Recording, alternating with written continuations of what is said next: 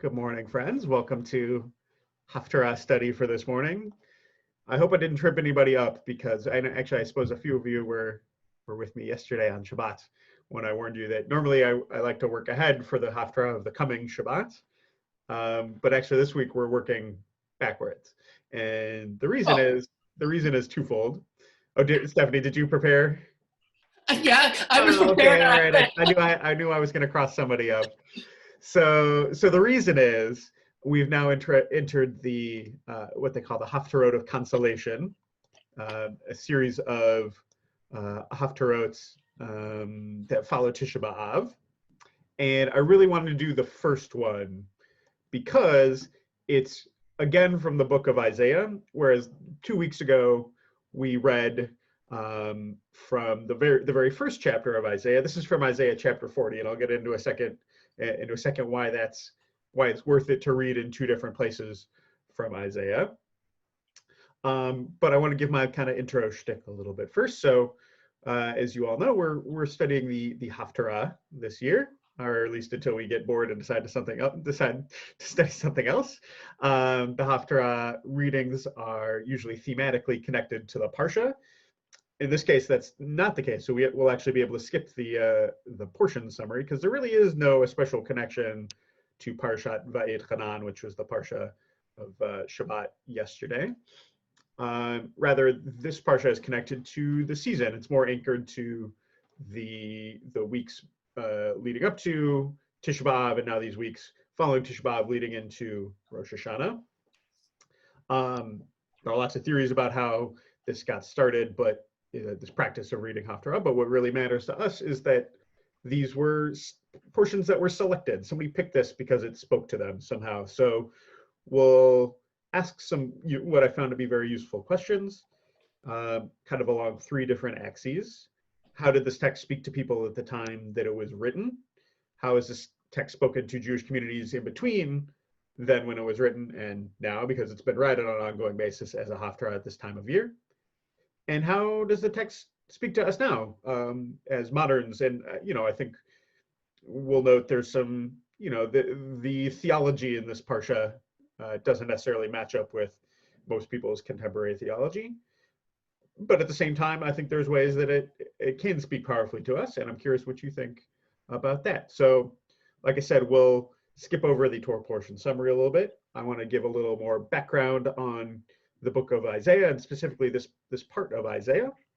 A little bit of background on specifically this part, this Haftarah reading, and then we'll jump in and read and see what comes up. Okay. So the Haftarah reading, what they call the first Haftarah of Consolation after Tisha B'Av, is from the 40th chapter of Isaiah. So if you have any sort of text in front of you, you're going to want to open Isaiah chapter 40. And it's not quite all of the first chapter. I'm actually not totally sure. I looked a little bit.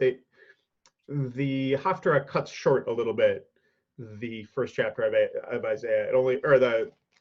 The 40th chapter of Isaiah. It goes through verse 26, and actually it's about 31 verses long in total. And I'm not totally sure why that is, but it makes self-contained sense. So we'll learn just the Haftarah portion. So a little bit of background on Isaiah. Some of this might sound familiar if you were in the session 2 weeks ago. But Isaiah is perhaps the best loved prophetic book. It's very long. I think it's 66 chapters all told. It's cited more than any other in rabbinic literature through the Midrash and through the Talmud. This is a go-to source for the rabbis for all sorts of things, for proof text for some of Judaism's main tenets, like messianism, the idea that there's some kind of messianic world coming, or version of this world coming, the centrality of Jerusalem, economic and social justice, all recurring themes throughout the book of Isaiah, and so this is constantly referred to. It's also there are more Haftarot from Isaiah than from any other book. I'm gonna go ahead and mute Stephanie there. Okay. Most of the book is poetry, which means it's very complex. It's difficult to translate clearly. You'll see in our English translation, it looks weird in English basically because, and sometimes there's not punctuation marks where you expect there would be. It's sort of it's sort of capitalized mid-sentence. The reason they're doing that is to give the sense of the Hebrew, which is broken into sort of what they call it's called parallelism. So you'll have kind of two pieces, an A and a B, followed by another A and a B, and it's a style of Hebrew poetry, and so it's going to look a little bit weird in English. But the reason it looks that way is it's trying to give some kind of sense of the poetic meter and arrangement in the Hebrew. It's also not always clear where a particular prophecy begins and ends, especially in the first half of the book. It's a little more clear here in the second half where we're going to be. It also doesn't necessarily matter because there are running themes throughout the whole section that are really, kind of what's important to take away. It's not always clear if certain texts are comforting or castigating. I think you can take it for granted that the intention with this one, since it's one of the Haftarah consolation, is the point is to comfort us. But we can talk about what that looks like and whether or not we are in fact comforted by this. And it's also not always clear if Isaiah is trying to predict future events or more explain past events. The way Hebrew grammar works, sometimes verbs can be understood as either referring to the present or the past. And that's sometimes deployed deliberately to kind of confuse or like sort of deliberately mix up the time frame as a rhetorical device. So you'll see if any of that is in play here as well.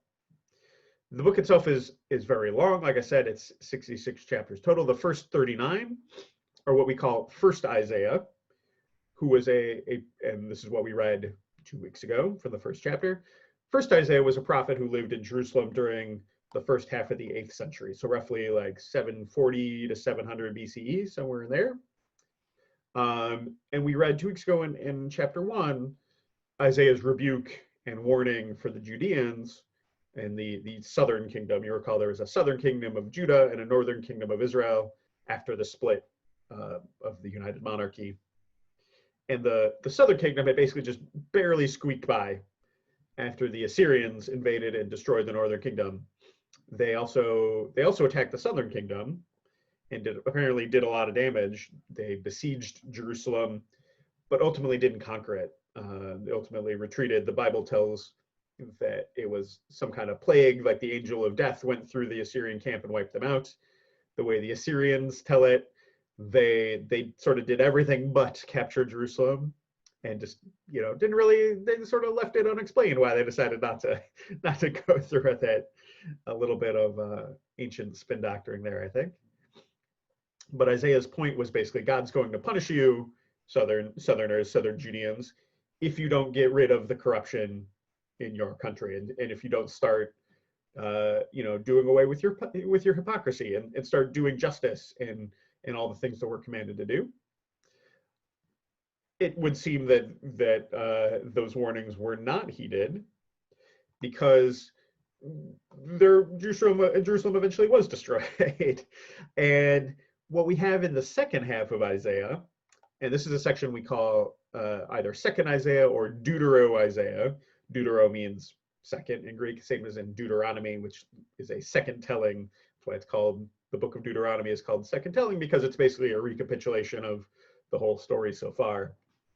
So second, or Deutero Isaiah, seems to be a different person, a different prophet, because there's a dramatic shift. The thinking is that Deutero Isaiah was composed during and after the Babylonian exile, which, the way the story goes, basically the southern kingdom survived the Assyrian assaults, remained independent up to about the 6th century, when this time, the Assyrian kingdom had declined and the Babylonian kingdom was on the rise. The Babylonians invaded, conquered Judea, conquered the southern kingdom, destroyed Jerusalem, destroyed the temple. That's one of the destructions we mourn on Tisha B'Av. And that happened at a key year to remember, 586 BCE. or 587. It depends on which scholar you ask. 586 is the one I was taught to remember. But it's evident that this is not the same Isaiah as the Isaiah son of Amos who lived in the 8th century. That said, we don't actually know this prophet's name. There's no sort of reintroduction. The way it's been edited together, there's a very clear change in tone and setting, and I'll tell you about what that looks like. But there's no sort of reintroduction the way we had in chapter 1. Like, this is the prophecy of Isaiah son of Amos who prophesied in Jerusalem. Like, we don't have that reintroduction. So this prophet's name is unknown, and that actually leads to some interesting possible theories. My favorite is, and I'll show you some supporting evidence for this, that this actually could have been a woman. Other women were prophets in Israel, Deborah, for example, Miriam, but of course no women have prophetic books attributed to them. So there's a theory, although it's fairly impossible to prove, that perhaps this was prophecy composed and delivered by a woman that's basically been made its way into the canon under a pen name, almost appended to Isaiah to give it that legitimacy that otherwise it wouldn't have had if people knew that a woman had written it. Obviously we can't know that for certain, but I really like that theory, and I'll show you some supporting evidence. In any case, we know from the context that Deutero-Isaiah lived in Babylonia about a generation after that Babylonian exile, after the Babylonians destroyed the southern kingdom. And what they did is send a lot of the Judean population into exile. That was one of their strategies, much like the Assyrians, for pacifying and controlling over the long term the lands that they conquered. They would uproot the native population and transfer them to another part of their empire. That way those folks are rootless and don't have any sort of literally grassroots means of raising up a revolt. So that's what was done. Basically, they were exiled to Babylonia, but remained a distinct community there. Deutero-Isaiah, in the first few chapters, basically anticipates the victory of the Persian king, because as the sort of political history goes, when one empire is on the ascent, or when one empire is sort of peaking, another one is on the ascent. The Persian Empire was really ascending at this time, and so Deutero-Isaiah predicts that the Persian king Cyrus will eventually be victorious over the Babylonians. And so Deutero-Isaiah is promising the Judean exiles in the initial prophecies that the Persians would conquer the Babylonians and allow the Jews to return to their homeland and rebuild their temple. That's basically the content of chapters 40 through about 49. From about 49 on, the prophet seems to be actually living in the land of Israel. So it's likely that Deutero-Isaiah actually started in Babylonia, but moved back to Israel as soon as the Persians allowed it. And the tone through about 40 through 53 is this kind of hopeful, exuberant tone. There's a change there for kind of the second half of Deutero-Isaiah, and this leads some scholars to believe that there's actually a third prophet's voice at work here, which some would call Trito-Isaiah or third Isaiah. It's still set in the land of Israel shortly after the exile, similar style, but there's a change in tone. Basically, it changes from that hopeful, exuberant tone to a sense of disappointment or something like frustration with the realities of the restoration process. So there's some thinking that it's either the same prophet who's now disillusioned, or maybe it's a disciple of Deutero-Isaiah with a different outlook. We're not going to get into that. I'm just giving you the background of the whole book here. But looking at Deutero-Isaiah as a whole, so chapters 40 through 66, basically the second half of the whole book, it's fundamentally persuasive in character. It's addressed to a despondent audience who have experienced catastrophe, and basically attempting to convince the Judeans that God, their God of Israel, is still powerful, still loyal to the people of Israel. It's in fact the only biblical text to refer to God using not only masculine metaphors, but also feminine ones, which is one of those little bits of kind of circumstantial evidence that maybe this was a woman writing it. For example, and we won't actually get that here in our Haftarah, but elsewhere in Deutero-Isaiah, there's God's portrayed as a mother caring for her children, as a woman giving birth and in pain over what her children are going through. Yeah, so one piece of circumstantial evidence, which I rather quite like. There's tons of allusion to earlier biblical text, much more in Deutero-Isaiah than in the first half. Whoever Deutero-Isaiah was, they knew their Bible really, really well. And they reworked it very cleverly in a lot of ways, either borrowing vocabulary, but reworking it in an intricate way, using kind of, sometimes very delightful word plays, sound-alike words, alliteration. This is almost entirely lost in translation, unfortunately. But you can take my word for it that this poetry is elaborate and interesting. And if you do get to study biblical Hebrew, this is some really worthwhile text to try to read and understand. Deutero-Isaiah looks forward to the dawn of a new era, much like First Isaiah does, but the big difference is where First Isaiah was really expecting a descendant of King David to come back and sit on the throne in Jerusalem and usher in this new era. Deutero-Isaiah doesn't. Still looking forward to an era to come, but with the idea that God alone will be the ruler over all creation, that there's King David and King David's descendant don't have anything to do with it, or really any other human being for that matter. Which is really interesting, whereas First Isaiah believed in not only a messianic era, but a personal Messiah. Deutero-Isaiah believes in the messianic era, but not necessarily the personal Messiah. Which I think is, it represents a sort of evolutionary step in the messianic idea towards where we're at today.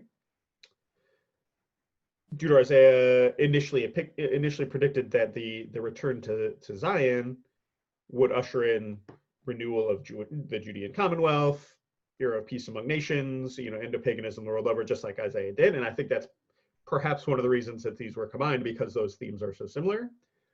It's clear that that's not at all what actually happened.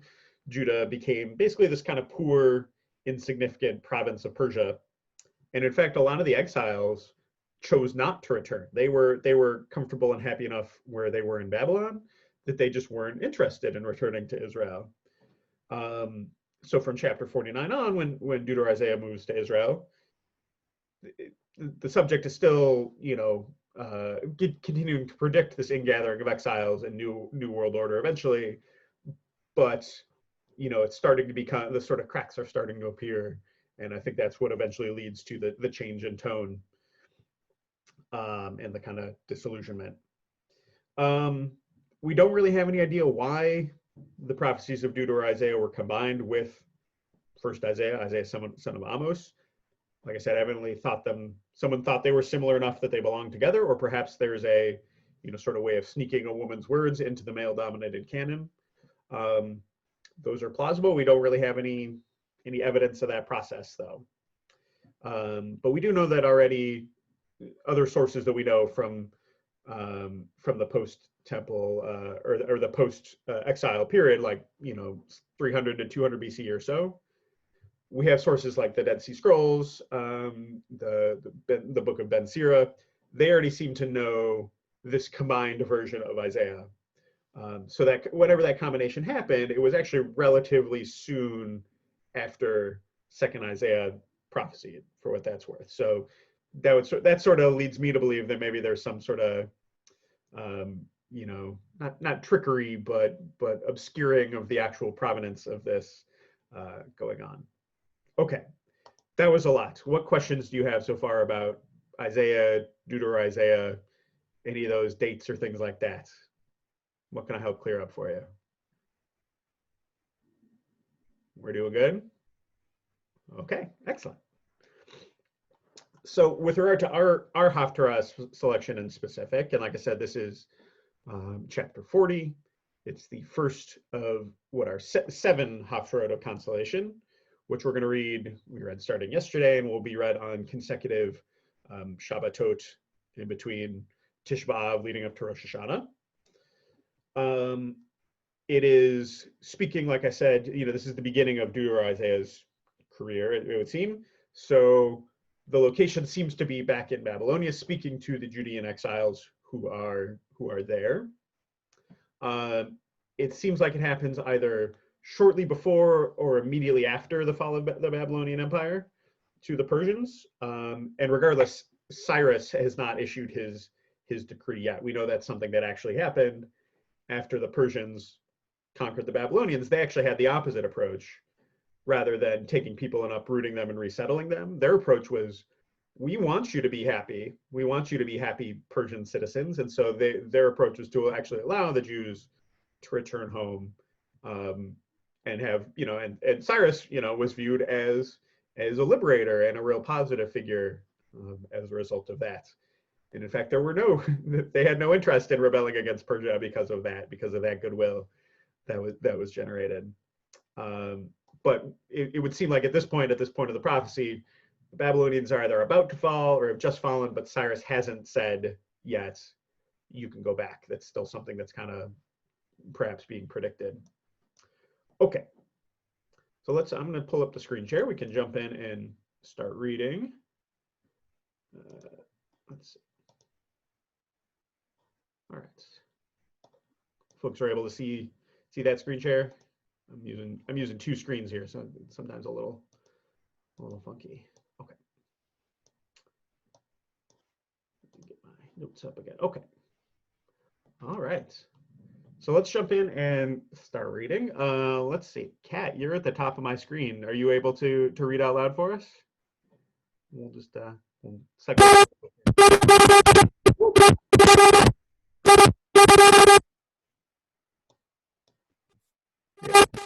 Yeah, get some weird feedback there. Try saying something. All right, don't worry about it. We'll go on, and if you're able to figure it out, we'll come back to you. And if you have questions or anything, you can always type in the chat. I'll have that box up. Stephanie, would you mind reading? Comfort my people, says your God. Speak tenderly to the. Oh, okay. Thank you. You want me to start again? Go ahead, yeah. Comfort, oh, comfort my people, says your God. Speak tenderly to Jerusalem and declare to her that her term of service is over, that her iniquity is expiated, for she has received at the hand of the Lord double for all her sins. Okay, thank you. So already you can see why these are called, this is, the first Haftarah of consolation. In fact, this is the words here, Nachamu, Nachamu Ami. This has been made into many there are many different songs that use these words. I remember the Jewish a cappella group at my college used to sing Nachamu, Nachamu Ami. There's lots and lots of arrangements of this. I think Shlomo Karlbach has a version. It's a very common text to be set to music. But what's notable here, actually, and again, this is one of those things lost in translation, those verbs like comfort, they're sort of command form verbs, comfort, right? Speak, declare, they're all in the second person plural. So they're speaking to some sort of plural group of people. I'm curious, what do you think? Who might be the subject? Who do you think God, so the prophet speaking for God, who is God addressing here?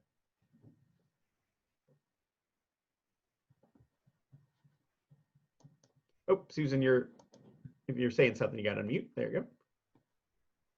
Go ahead. I said, I'm assuming it's the exiles that they're referring to, that the prophet's talking to. That the exiles should do the comforting of themselves? No. Oh, I see. They're the ones who need comfort, certainly. Yeah. Okay. Right. But what it's saying is comfort my people, not saying you, my people, should be comforted. Oh, okay. Seems like they're in the command form. So it's like saying, Susan, go comfort Stephanie and Kat and Tamara, right? Mm-hmm. So To be the leaders? that's kind of what I'm thinking. Like Yeah. it's yeah. I mean, it's possible. It's both. I mean, it's Deuter Isaiah and other prophets, or maybe the leaders. I think that's entirely possible here. It's it's a little bit funny that that's kind of the way Hebrew grammar works. Um, that it slides sometimes between singular and plural forms, but I think it's notable that these are plural forms here. Um, Were there other prophets at this particular time? so it's a good question, and I don't remember the dates of every single one. It's entirely possible. Like there's no reason to believe that there was only one prophet allowed at once, right? And Hmm. we have to assume, I think, that there were other folks acting as prophets and either speaking or preaching or writing, and maybe we don't have their their text haven't survived, things like that. So I think that's entirely possible. Yeah. Um, Hmm. okay, so who would have been the leaders in the, I don't know my history that well, the leaders in exile? Because it wouldn't be priests since they were connected with the temple. Yeah, it's a good question. It's possible it still was the priests. I mean, they were sort of the de facto leaders. It's not totally clear. We don't have a ton of, like, we have very little preserved evidence of what the Babylonian Jewish community was like, in terms of like what, how were they arranged, what were they doing, what were they up to. Yeah, we just like the evidence of that is non-extant. Okay, there was the Good Babylonian question. Talmud. Yeah, that's from later. Oh, okay. Later, Yes. yeah, that's what I was So thinking. there's a Yeah. good. So there's a Babylonian Jewish community that's established there as part of the exile, and like I said, not all the Jews went back when they were allowed. So there's a good chance that this is effectively the beginning of diaspora Jewish existence. And despite the rebuilding of the first temple and eventually, Judean independence again, that a community continued to exist. And once the second temple gets destroyed, the exiles from there, where are they going to go? To a place where they already have some, some long lost relatives or something like that, to Babylon. It's possible there is continuity between the two, but when we talk about Babylonian Talmud, that's from about I don't know, roughly like 800 years later. Okay. Yeah. Good. Well, there had to be leaders among the people, I would think. Right, you would think so, right? So I think we can sort of infer that that's perhaps who's being addressed here as well. Yeah. Okay. Let's see. What do you make of the term of service? What do you think? What do you think the prophet's referring to with the term of service is over? Because they had lost, well, let's see, because Judah had not obeyed the laws, Right. then they were being punished for it and they were to be exiled, and therefore supposedly their punishment was over with. They had served their time. Good. Right. Good. So I think that's right. It means like, that you've served their time. The implication is exile is coming to an end, right? Right. So it's notable that this, as the starting place for sort of a new text, this only makes sense if you already know the first Isaiah, right? If you already know that this has been framed theologically as punishment for Israel's immorality, right? But yeah, I think that's the implication here. The term of service is over. Her iniquity is expiated. Sometimes these translations are barely translations at all. I think we defined iniquity maybe last time. Iniquity is like immorality, and expiated basically means atoned for. So in other words, you've done the time for the crime, right? The punishment is up, and you've paid your debt to, society and God, I guess. Yeah, God. And in fact, for she has received at the hand of the Lord double for all her sins. In fact, more than enough punishment, I think, is the implication here, right? Yeah.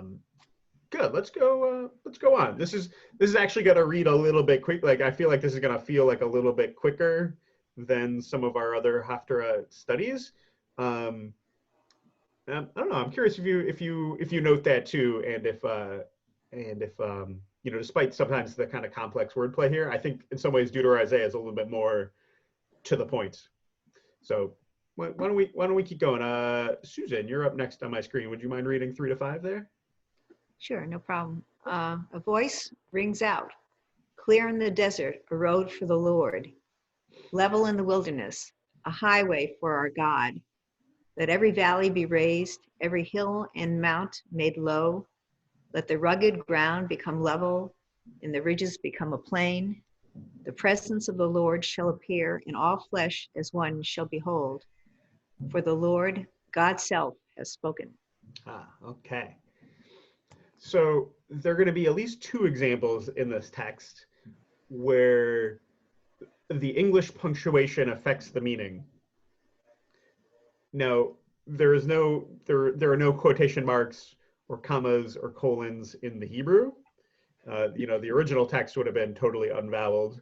The sort of verse division and the voweling in Hebrew that we have now came much later than the original text.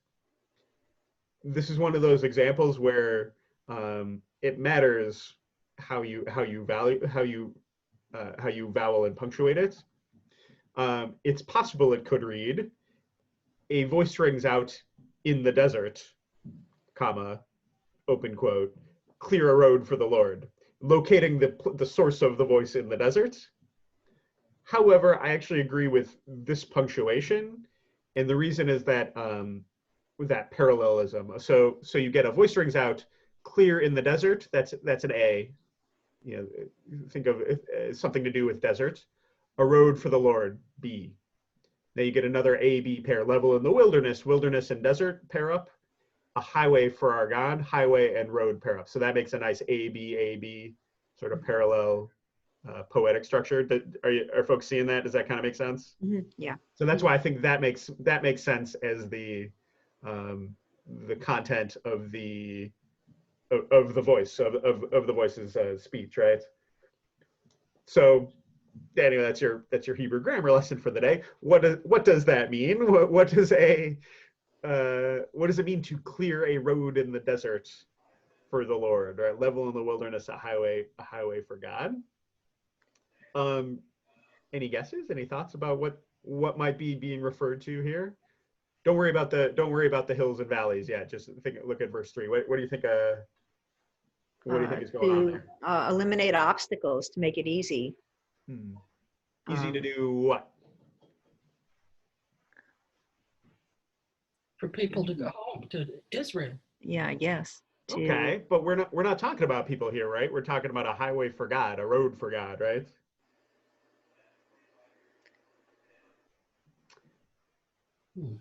Remember the sort of conceits of the temple and its structure is that it's a construct asuli mishkan v'shachanti betocham, like construct for me a sanctuary that I will dwell among them, right? Mm-hmm. So the sort of conceit of the way the temple and the sanctuary work is it's like somehow a dwelling place for God's presence. Mm-hmm. Yeah. What does that imply if that's destroyed? If that's no longer there, God is kind of homeless, right? Mm-hmm. But the idea seems to be here, it's actually picking up on a motif from earlier in Isaiah that when the people were driven out of Israel, God's presence was driven out too. And in fact, God's presence left the land of Israel along with the exiles. Now, it will return with them, right? How? Through the wilderness. What does that remind you of?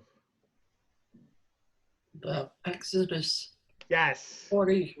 Good, right? God's presence traveling through the wilderness. Mm-hmm. This is not an accident. This is Deuteronomy Isaiah literally, trying to call on the kind of rhetorical power of the biblical text, which the people would have known, to sort of set this up as in some ways like a second Exodus is coming. Mm-hmm. Mm-hmm. Right?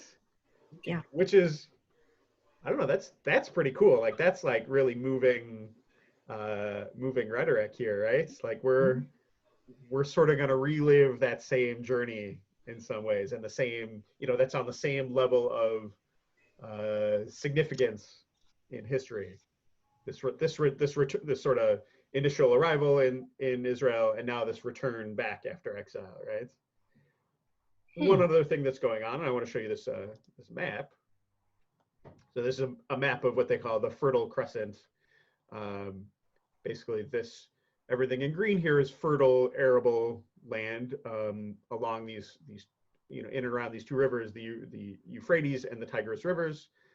This is all, this is contemporary Iran and Iraq, sort of in here. This was in a lot of ways the kind of cradle of civilization. If you hear the term Mesopotamia, that's literally the land between the rivers all the way through here. Note though, here's Babylon. Here's Jerusalem. What's the most direct path from Babylon back to Jerusalem?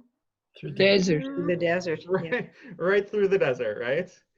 So there's this sort of thing going on too, that's like this line about clear road in the wilderness is working on two levels. It's saying, one, divine presence is going to come back, and two, it's coming straight back.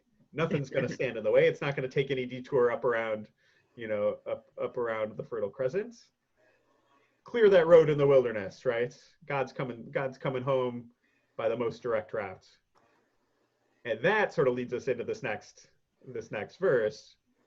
Let every valley be raised, every hill and mountain made low. Let the rugged ground become level, all the ridges become a plain, right? It's saying not only is God coming straight home, but God is sort of, nothing can stand in God's way, even the topography of the desert itself. Yeah. Tamara, did you want to say something? I just saw you took yourself off of mute. No, I said. Yeah. No, I'm good. Oh, okay. Good. So, yeah, nothing's going to stand in God's way. The presence of the Lord shall appear. Everyone's going to see it. That's God's message, right?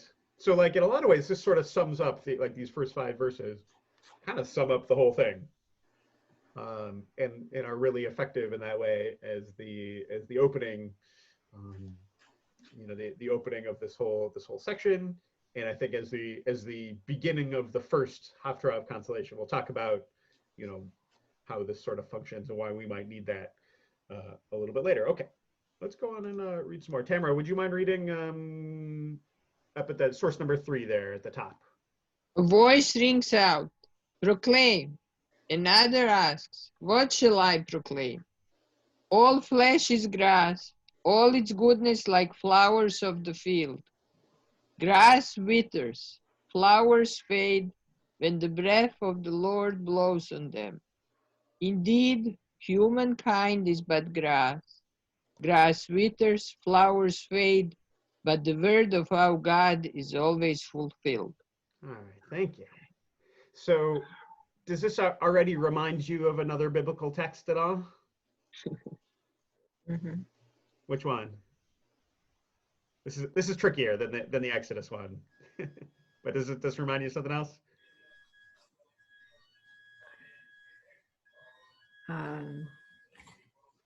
Okay, it's possible you had The burning bush. Oh, okay, that's a good one. Actually, I like that. In that, yeah, like grass withers. But okay, I could see that. I think there's one that's a little more obvious, but if you haven't read it, you wouldn't know it. Susan, did you have a guess? Well, in Yom Kippur in the service, there's Yeah. reference to this very similar wording. Yes, and right, that's in is it in Natan Tokef? Yes, it's in there somewhere. I think that's actually original poetry, but I think it's actually both this and that are pointing at the same or alluding to the same thing, which would be, I think, the book of Ecclesiastes called Kohelet. Kohelet is all about everything is vanity, nothing means anything, humans are totally temporary, right? Which is, it's great stuff. I highly recommend Kohelet. But so I think there may be some allusion to that going on here. We have this sort of almost almost objection or maybe something like that, and maybe a reassurance. You tell me what you think if that's how this works. It seems like a heavenly voice here says, proclaim, right, is issuing in order to make a proclamation. It very well could be either predicting or alluding to the recently issued decree by Cyrus. But another voice is like, what do I proclaim? And again, note the way the quotation marks are arranged. This text has made a choice to say, a heavenly voice says proclaim, another one says what shall I proclaim, and it seems like the heavenly voice is then picking up here with the rest of this. That's not totally clear in the Hebrew. I think there are two possibilities here. This could be, if you imagine the sort of responding voice saying, what shall I proclaim? Because all flesh is grass, all its goodness like flowers of the field. There are kind of two possibilities here. Either like the heavenly voice's response is, all flesh is grass, right? You the prophets. Oh, and I should say here too, actually, who do you think the other voice is? The prophet. Yeah, so it's a little bit obscured here, but there are other versions of this text. For example, they found a scroll of the whole book of Isaiah among the Dead Sea Scrolls. There's another version called the Septuagint, which is a Greek translation of the Bible. In both of those, it says here, and I asked, voice rang out, and I asked. It's in the prophet's voice. So there's a good chance we have the variant text here, and this should actually be the prophet speaking for themselves. So there's sort of two options. Either the prophet's like, what do I proclaim? Mm-hmm. And the heavenly voice is then like, you have to proclaim that humans are weak, right? Mm-hmm. And I think the implication therefore might be something like, humans are weak, therefore your Babylonian conquerors are also humans and they're weak and they're going to disappear. I think that's probably possible. It's also possible it could be the prophet's question includes that all flesh is grass. And it may be something like the prophet is objecting to sort of acting as a conduit for the divine word, right? What should I proclaim? I'm a weak human, right? Yeah. It's frightening, right? But it's something that has to be completed. It reminds me, if we sort of take that route, it reminds me of the book of Jonah, which would sort of fit the whole, the way we have the series of allusions to biblical books, because that's sort of Jonah's shtick is I don't want to do this job. I'm going to run in the opposite direction from God's command to prophecy, right? Mm-hmm. And that's why he gets stuck in the whale or in the belly of the big fish, right? So both possibilities here. What do you think? Which do you like more? I guess maybe which do you think maybe makes more sense? Any thoughts? I think they're very valid. both of these options.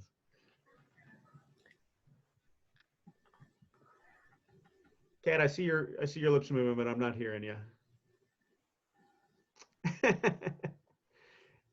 You're playing with your microphone settings in the bottom left there.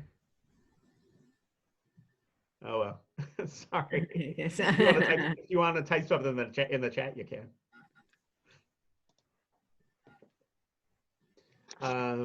Good. Let's any thoughts? Which do you think makes more sense?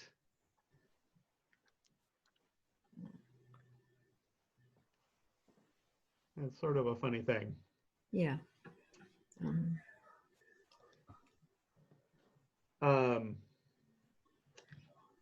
Yeah. Well, let's wait. We'll wait for Kat's question Okay. before we go on here.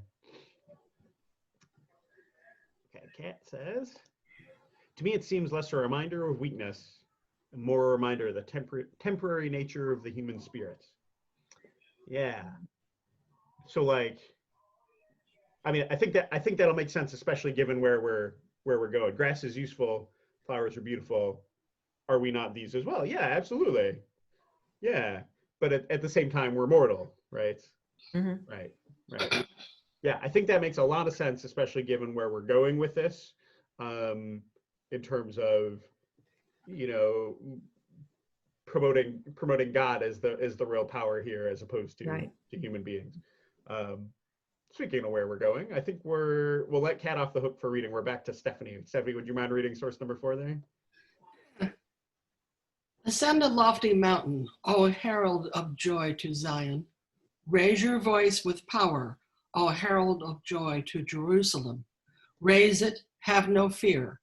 Announce to the cities of Judah, behold your God. Behold, the Lord God comes in might, and God's arm wins triumphant for God. See, God's reward is with God, God's recompense before God. Like a shepherd, God pastures God's flock. God gathers the lambs in God's arms and carries them in God's bosom. Gently, God drives the mother sheep. Okay, so a lot going on here. First, I will, as I told someone earlier this week, I will go to my grave, you know, claiming that God's pronouns are God, God, and God's. And so I went and changed this text. You know, the new JPS translation had him, his, him, and so I went and changed it, and you could see that Stephanie sort of paid the price for me there, saying God, God, God, God, God over and over. But nonetheless, that's how I need to have it theologically. So thank you for putting up with me, Stephanie. 2, we have, and I actually I don't know how I missed this one when I went through, but there is definitely a female metaphor for God here. God and God's, you know, carrying them in God's bosom. I think, well, I don't know. I guess you could plausibly read that as, you know, a male cradling the lamb to their chest, but I think it's plausible deployment of a female metaphor for God here. Mm-hmm. And third, I think there's been a change in the subject of who's being addressed here. We were talking to, I think first, you know, going back through these, we were talking to the leaders, Yeah. and I think we were talking to, you know, perhaps talking to the people, like the exiles themselves, and then the voices talked about the prophet. Now we're talking to someone different, and it's you know, perhaps someone even hypothetical. These heralds of joy to Zion. You know, herald is a messenger, right? So there seems to be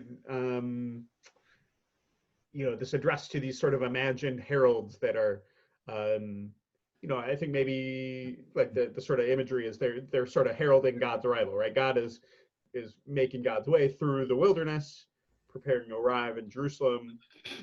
Normally, heralds would be, you know, coming in advance to announce the arrival of an army or something like that. But here, God's not arriving as an army, but a gentle shepherd, right? Mm-hmm. What does in your experience, what does a shepherd sort of represent symbolically?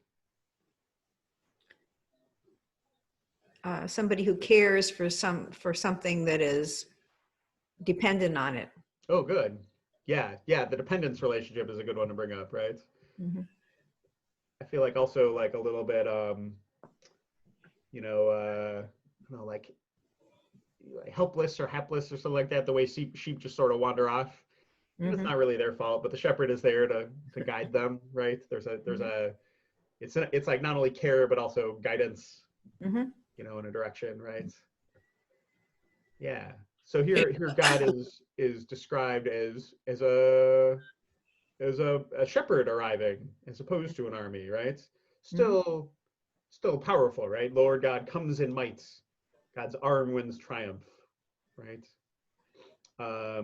But like a shepherd, God is here to help you get back on the right track, right? And carry you back with God, you know, to Jerusalem and to the place where you ought to be, to your pasture, I guess, as it were, right?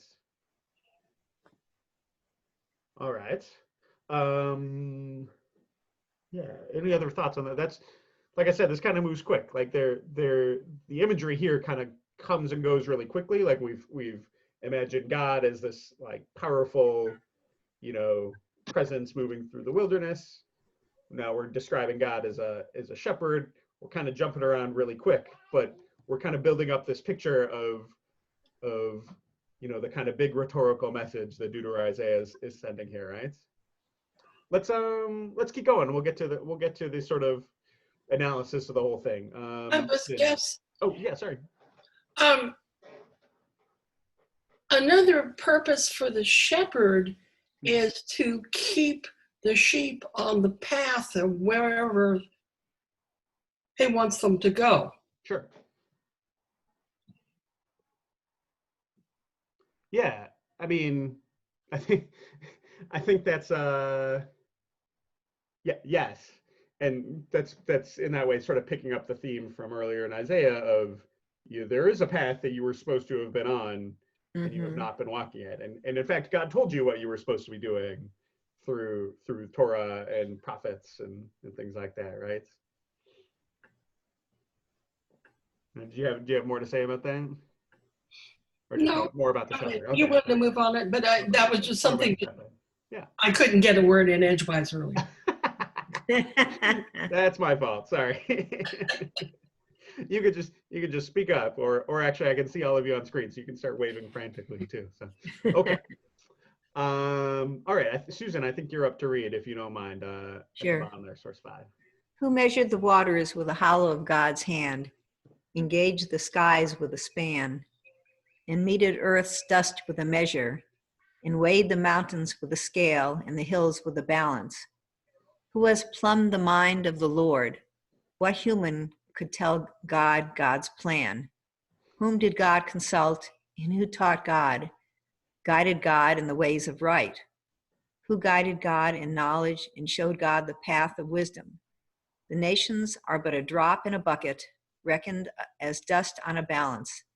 The very coastlands God lifts like motes. Lebanon is not fuel enough, nor its beasts enough for sacrifice. All nations are as naught in God's sight. God accounts them as less than nothing. All right.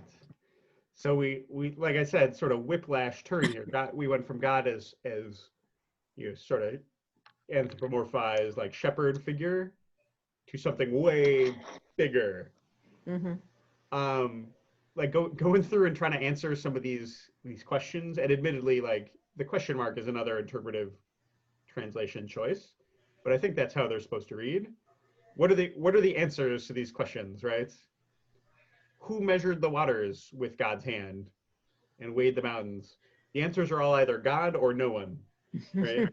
Right. Who did that? God. Who has plumbed the mind of God? What human could tell God God's? No one, right? Who did God consult? No one, right? Who guided God in knowledge? No one, right? What's the force of that whole, that kind of, what do they call that? The sort of Socratic method, right? I'm teaching you by asking you questions. What's the message there? What's the sort of force of all that? God is all powerful. Yeah. And mighty. Yep. Yep. Yeah, like God's totally not only incomparable power, but like incomparable knowledge, wisdom, knowing of everything, right? Do you feel any sort of allusion to biblical text here too? Mihamoha. Ah, okay. Oh, actually, that's good. I like that one too. I was going to go with just the creation narrative in terms of, God made the universe, but I really like that one too, where it's sort of like Michamocha, who is like you, God, right? And sort of that, that same kind of Socratic method of asking questions with him, where the implied answer is either God or no one, right? Who is like you, God? No one, right? I like that, Tamara. Good one. Very nice. Thank you. Yeah. Good. Yeah, so like Deutero-Isaiah is focusing on God as like the unique power in the world, the only true God creator of the world. Why? Like, remember, this whole thing is addressed to the exiles, right? Why is that something they would need to hear? Oh, because they have to cross, they have to cross Lebanon supposedly to get to the others, to get to the western side back to their lands. And Okay. that Lebanon isn't strong enough to stop them. I see what you're saying. Yeah, I can see reading it that way. I was sort of thinking the Lebanon as like Lebanon is not fuel enough nor its beast enough for sacrifice. Usually, Lebanon is usually known for its trees in the Bible. Like when Solomon built the temple, he The like cedars of arranged the Lebanon. transport of all this lumber from Lebanon. So I Yeah. think it's saying like you couldn't make a fire big enough to burn all the beasts in the world using all the trees of Lebanon to make a worthwhile sacrifice for God or something like that. But I think your reading is plausible too, in terms of like those coastlands, Lebanon, that are sort of in between there and here. Well, They can't stand in the way of that. I think that works too. yes, but that's referring back, this is in the Haftarah, but that was referring back to the Parsha about they were on the west side, no, the east side of the Lebanon and of the river, and they had to get to the other side. And as I recall, it was God. Yeah. The narrative was the fact that God would be with you to overcome all of these different people there in the land. That's very possible. I mean, I think you did discover a connection to the Parsha, which, I kind of didn't bother to look for because usually this is understood as connecting to Tisha B'Av and the season rather than the Torah. But I think you're right. There is that, in Deuteronomy, Moses and the Israelites are assembled to the east of the land of Israel, preparing to cross in and enter. I think that works. I think that works too, Stephanie. Nice. In terms of why the exiles would need to hear this message of your God is powerful. What did it mean, in the sort of in the world where everyone is a pagan and every nation has their own God that is their national God? What does it sort of mean theologically when one nation conquers another nation? Your God is more powerful. My God is more powerful than your God. Right. That it's not only that the people defeated other people; it's that God defeated this other God, right? So what might you believe if you were a Babylonian, a Judean exile, that your nation had lost, right? Yeah. Right. Maybe the Babylonian gods are more powerful than our God, right? Mm-hmm. And it's I think we can probably take that for granted that there were some Judeans who probably believed that I don't even remember who the Babylonian gods are, but that the Babylonian gods had somehow defeated the God of Israel, right? Mm-hmm. So you can sort of see this being like actually a really important message to deliver at this point. It's sort of like we sort of look at it like it's like, well, yeah, this is like the theme of the whole Bible, right? That God is powerful. But here in this context, it's actually like really on point with the message. Mm-hmm. Yeah. Yeah. And like actually, I think they're going to need, from the prophet's perspective, like the people need some convincing that their God will be able to defeat the Babylonians if that hasn't happened yet, right? Yeah. Okay, let's wrap it up. I think we're back to Tamara. Can you read chunk number 6 there? To whom then can you liken God? What form compared to God? The idol?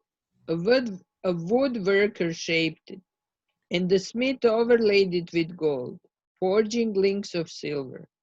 As a gift, someone chooses the mulberry, a wood that does not rot, then seeks a skillful woodworker to make an idol that will not topple. Good, thank you. So I think this really, kind of hammers it. I mean, no pun intended. Hammers it home that we're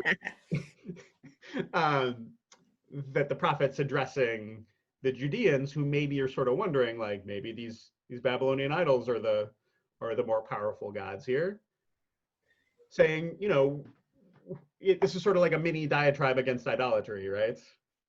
Mm-hmm. So a bit of a sidetrack perhaps, but I think it works thematically following what if we understand the previous section as building up God's power over and above the Babylonian gods, to say like our God can't be represented as an idol, right? And certainly the God who created the world is mightier than those that are made by humans, right? Like our God is a creator. All those other gods are created by these woodworkers and smiths, right? And I like this line too, like, as a gift someone chooses mulberry, a wood that does not rot, then seeks a skillful woodworker to make an idol that won't topple. I think the idea is like people give each other idols as gifts, right? And like if I want to give you a really fancy gift, yeah, me the Babylonian want to give you another Babylonian a fancy gift, I pick a really nice wood and I find a really skillful woodworker to make that idol for me, right? And I give it to you as a gift. Can you imagine giving God as a gift to someone else? Like, what sort of hubris or like, lack of humility is there? I sort of like that, that sort of that image as like a critique or a degradation of idolatry. It's like you're going around giving each other pieces of wood and thinking they're gods. Like this, you people are ridiculous. Would this also go along with the Parsha, because besides as they were waiting east of the river, and God was, and supposedly God then was going to help them cross, but there was also a reference back to the fact that they had created an idol and worshipped it while Moses was on the mountain, and therefore they got into trouble for that. That's kind of the if there is such a thing as the original sin in Judaism, it's that sin of the golden calf. So I think anytime you hear that kind of language, yeah, I think that's in the background. The story of the time our ancestors, really screwed up big time. Right? Yeah, I think that's possible. And I wonder actually if this is, if whoever chose this as the Haftarah of consolation, if maybe there were more options, there are 6 others, but maybe they, in terms of why this one was first, if they were thinking about how can we link it not only to Tisha B'Av but to Vayet Hanan as well. I think that's totally possible. I think you may be discovering some connections here. Well, I just having carefully read both portions yesterday. Good. Yeah, you did your homework. You get the payoff there. All right, let's here's the big finish of the whole Haftarah. Let's bring it home. I can't remember it's Stephanie, your turn to read. Go ahead. Do you not know? Have you not heard? Have you not been told from the very first? Have you not discerned how the earth was founded? It is God who is enthroned above the vault of the earth, so that its inhabitants seem as grasshoppers. Who spread out the skies like gauze, stretch them out like a tent to dwell in. God brings potentates to naught, makes rulers of the earth as nothing. Hardly are they planted, hardly are they sown, hardly has their stem taken root in earth. When God blows up upon them and they dry up, and the storm bears them off like straw, to whom then can you liken me? To whom can I be compared? Says the Holy One. Lift high your eyes and see. Who created these? God, who sends out their hosts by count, who calls them each by name. Because of God's great power and vast power, not one fails to appear. Awesome. So yeah, big finish, right? And very clearly drawing on the creation narrative here, right? I like this line. Have you not been told from the very first, as in from the very first book of the the very first chapter of the very first book of the Torah, that God created all of this stuff, right? And some of these words here, spread out the skies like gauze, is if you go back and read Genesis chapter 1, it talks about God stretching the earth over the waters, right, and stretching out the sky, it's a reworking of that language to serve poetically here, but it's like a very clear allusion back to that text, right?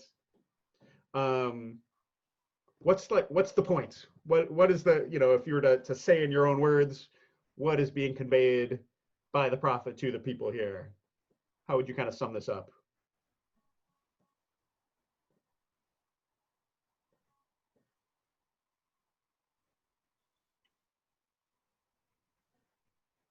God is all powerful, I mean, yes. clearly. What about this one, verse 23 here? God brings potentates to naught, makes rulers of the earth as nothing. That he'll protect the people from rulers, from Yeah. And specifically in this case, I think probably the Babylonians, right? Mhm. Yeah.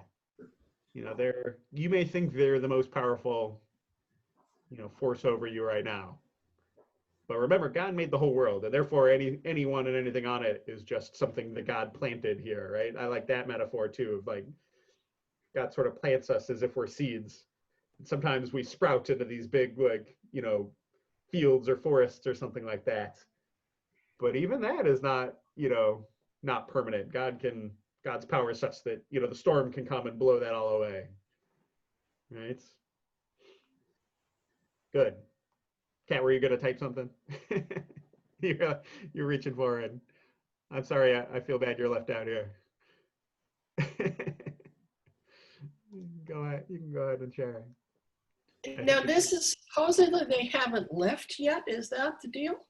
I mean, what do you think? It doesn't seem like they've left, right? Like it doesn't seem like this has come to pass yet, right? I think. It's my guess is, I mean, it feels like this is maybe right before the Persians come and conquer Babylon, right? Or at least that's when it's sort of purporting to be. Or maybe it's in the process of happening, or or just recently happened, somewhere in there, right? Because that seems like what the prophet's talking about.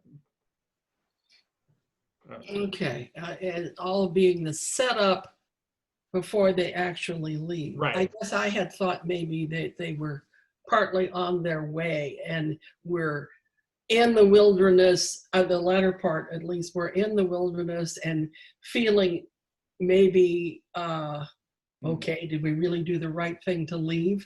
And what are we going toward? And this part is sort of saying, hey, it's going to be okay. Sure. Yeah, I mean, I think it's definitely sending that message of yeah, the comfort and reassurance, and like, yes, this is okay. It doesn't have a date on it. Like, we don't know exactly what was going on. The prophet's like alluding to events that we can only sort of guess at. But I don't know. I think it makes sense to me that's sort of the time here, but yeah, we don't know what the sort of editorial history of this either is, and someone who arranged this in this fashion. It seems like definitely later on in Deuteronomy, Isaiah, it seems like that the prophet's talking from a point where they're now in Israel. Right? Okay. And like the reconstruction and is underway and is happening. So relative to that, it feels like we're not there yet, but Kat says it was also about seeds and being temporary but loved and protected by God. Yeah. It's right. This sort of metaphor works on two levels. Both that we're like, we, just like the Babylonians, are at God's mercy, right? But God's also the shepherd, right? Who not only cares for the sheep but cares for the grass, right? That's part of what the shepherd manages, is all the fields too.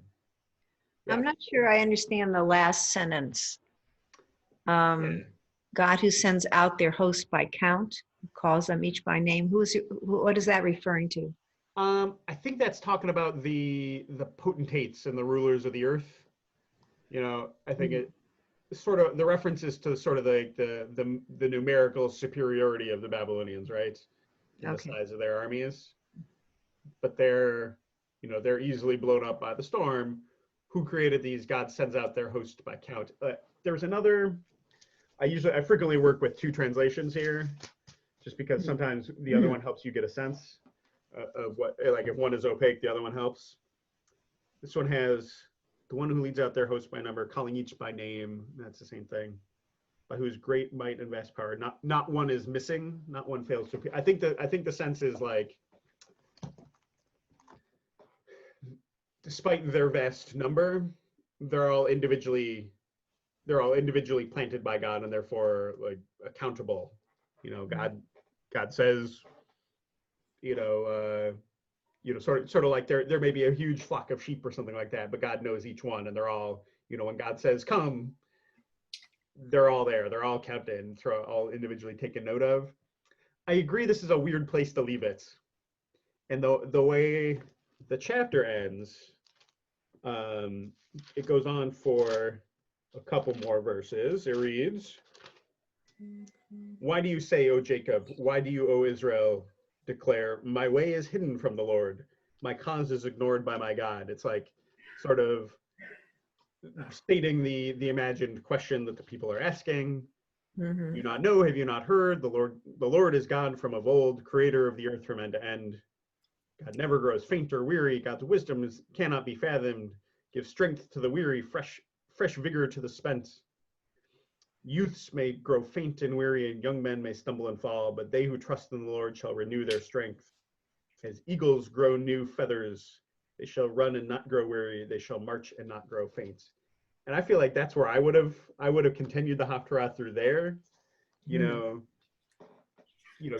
going to be, like that, sort of the message speaking about the Israelites, saying God is going to keep you going and be your your sort of strength and rejuvenation through all of this. Because here it ends with a message about the Babylonians, I feel like, rather than a message about us. But I think that kind of leads us actually into the the kind of wrap up questions of like, how did this text speak to the people at the time when it was written? I think another way of phrasing that in this context is like, why is this a message that they needed to hear? Yeah, so that they would have the courage to leave and to go back. Right. Yeah, I think especially in light of what actually happened, where some people didn't.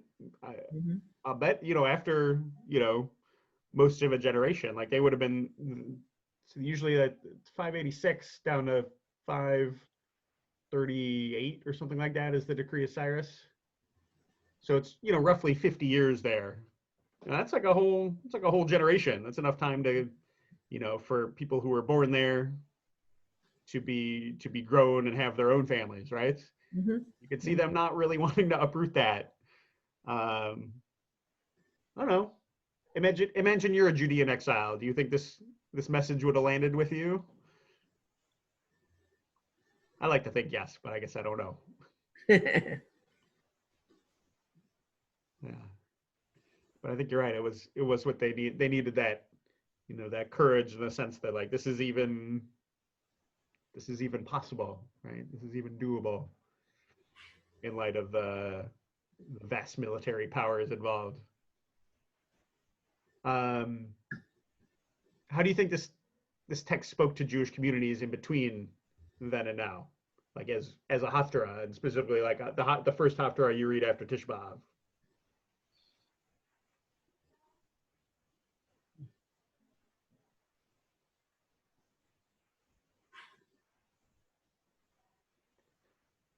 I think were you guys there on Thursday for the Tisha B'Av, the ritual? No. Do you feel like there's a need for consolation after something like that? Yes. Kind of, yeah. Yeah. But how is it a consolation if it tells you are nothing? What do you think? I mean, it says you are just grass, I'm Right. God. I mean, it doesn't only apply to your enemies, it applies to you as well. That is a good point, Tamara. That's a good point. I mean, so I guess I'd ask you, do you feel consoled? Or is that the way it's sort of So it starts To kinda with undercut by that? consoling you, but it doesn't end that way. Right, right. Yeah, I think I think you have a good point that this is, yes, on one level consoling, and on the other half, kind of not that consoling at all if they're reminding me about my mortality. Um, it would seem like with the diaspora, it's telling people that even though you're scattered, God is still with you and will bring you care and comfort. Right. And the hope is that someday we'll return to Jerusalem. Mm-hmm. Yeah. Mhm.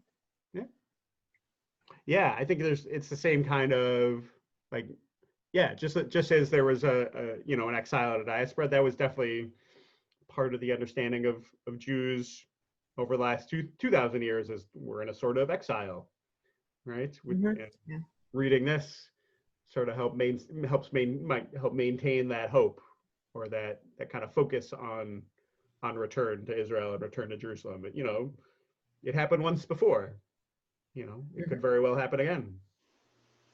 I think that's a good connection. How does this text speak to you now? This one is a bit curious to me.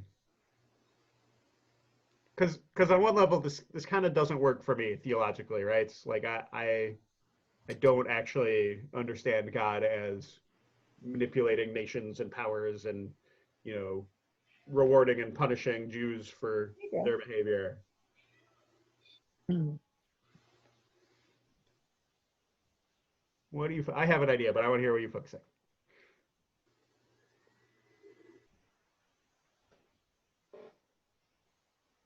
It's like cat's typing something.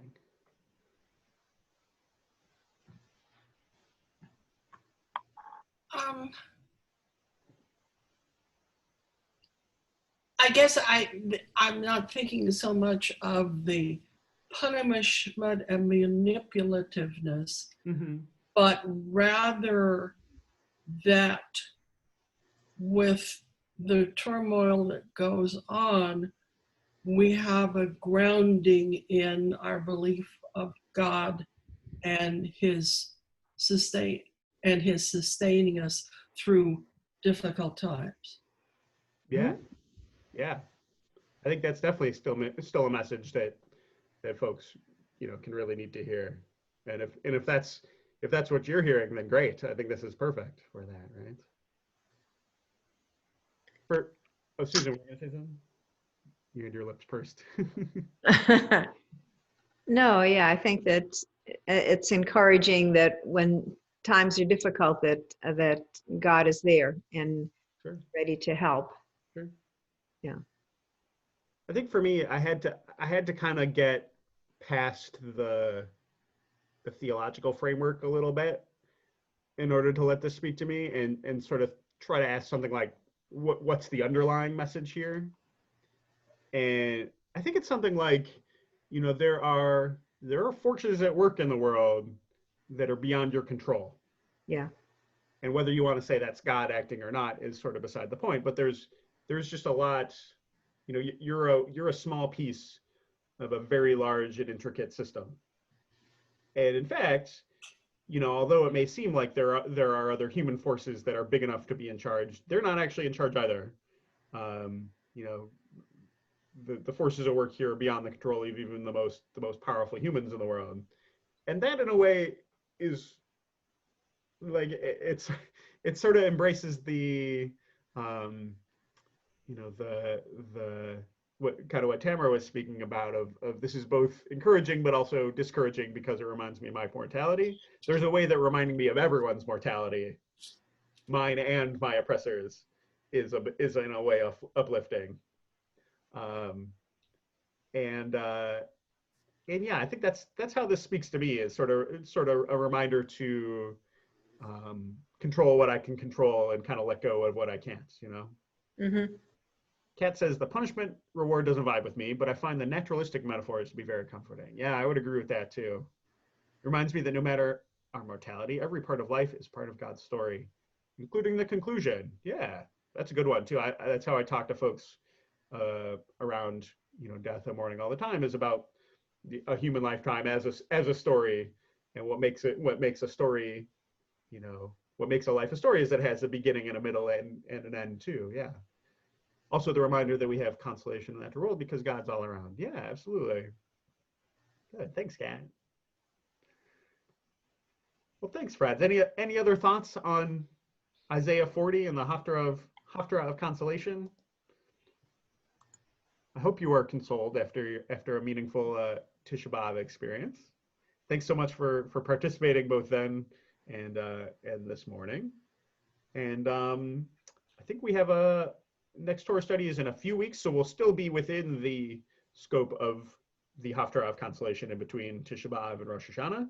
So I'll have to think about, I don't want to hit the exact same notes, so I'm going to think about what might be appropriate to read, and I reserve the right to choose something that's not necessarily the Haftarah of the week, but I'll do my best to let you know in advance, since I know you guys like to do your homework and prepare. So wonderful. Well, thank you all so much for being here. This is a great small cohort today. I really appreciate it. Take care, friends. Thanks so much. Shavua Tov. Have a great week. Yes, the cat with the sign language. That's awesome. Thank you too. Take care, friends. Bye. Bye.